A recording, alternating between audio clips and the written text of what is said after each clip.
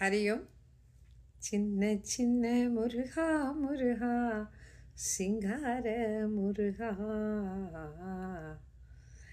எல்லா வீடுகளையும் ஒலிக்கிற முருகர் நாமம் கந்த சஷ்டி திருவிழா உடைய time.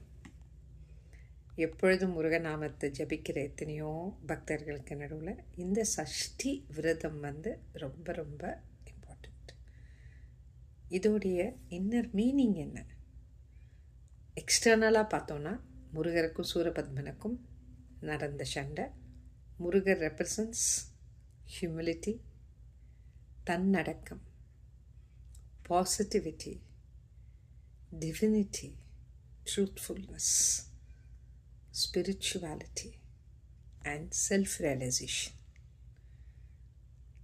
Surabhatman and his brothers has all the demonic qualities: anava, ego, thimir, pride, tarperumai, maya, illusion about the worldly desires. Also, it represents the karma, action and consequences.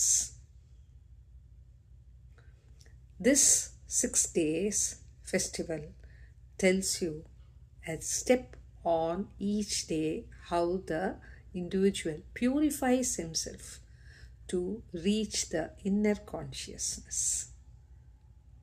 நம்மளுடைய inner conscious or நம்மளுடைய inner negative points are the ego, anger, lust, and external we may have many obstacles.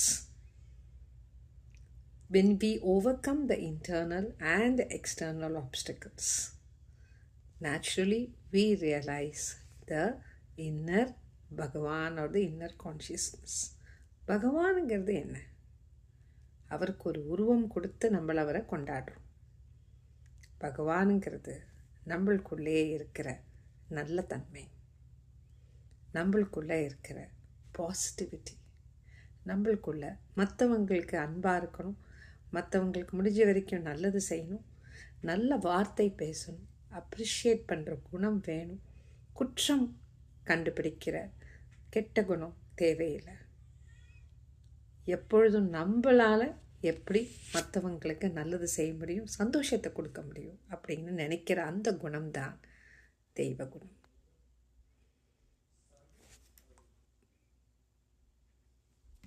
Som Sharavana Bhava.